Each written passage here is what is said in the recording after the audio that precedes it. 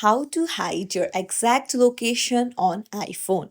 Hey everyone, welcome back to the channel. If you are new here, don't forget to hit the subscribe button and turn on the notification bell to not miss any updates. So, do you want to allow location access but hide your exact location from certain apps? Then you're in the right place. I'll help you out. First things first, open up your settings and then scroll down, go to privacy and security, and then tap on location services. Now find the app using your exact location, tap on it, and here you can see precise location option. So if it is toggled on, then it allows apps to use your specific location.